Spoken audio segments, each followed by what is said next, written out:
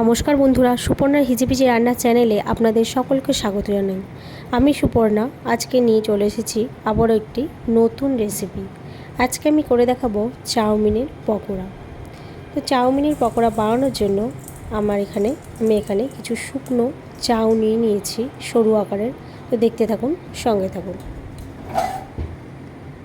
চাউগুলোকে সেদ্ধ করার জন্য আমি এখানে গরম জল করে নিয়েছি।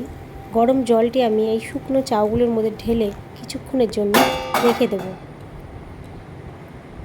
তো চাউগুলি আমার সেদ্ধ হয়ে গেছে। এবার এগুলিকে আমি জল ঝরিয়ে নিয়েছি। এদিকে সমস্ত আনাজগুলি আমি রেডি করে নিয়েছি। এখানে আনাজ হিসেবে উপকরণ হিসেবে ব্যবহার করেছি আমি পেঁয়াজ কুচি, গাজর কুচি, লঙ্কা কুচি, আদা কুচি, রসুন কুচি, বাঁধাকপি কুচি, আলু কুচি, কর্নফ্লাওয়ার ও চালের গুঁড়ো। এবার আমি একটি পাত্রতে সেদ্ধ করা আলুগুলোকে আগে থেকে সেদ্ধ করে নিয়েছিলাম। সেদ্ধ করা আলুগুলোকে আমি ভেঙে নিয়ে এর মধ্যে সমস্ত রেডি করে রাখা উপকরণগুলি এক এক করে দিয়ে দেব। এতে কর্নফ্লাওয়ার ও চালের গুঁড়ি আমি ব্যবহার করেছি। আপনারা কর্নফ্লাওয়ার না থাকলে নাও ব্যবহার করতে পারেন, আপনারা এখানে বেসনও ব্যবহার করতে পারেন।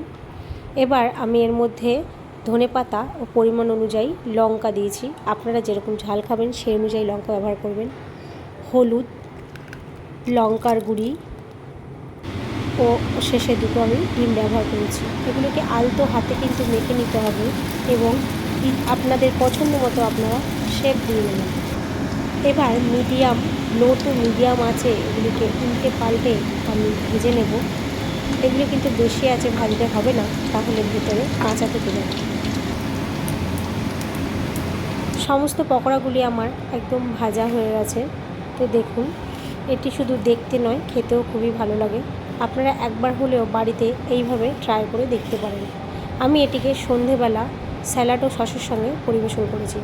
ভিডিওটি যদি ভালো থেকে লাইক, কমেন্ট, শেয়ার ও সাবস্ক্রাইব করবেন। সকলে ভালো থাকবেন। ধন্যবাদ সকলকে।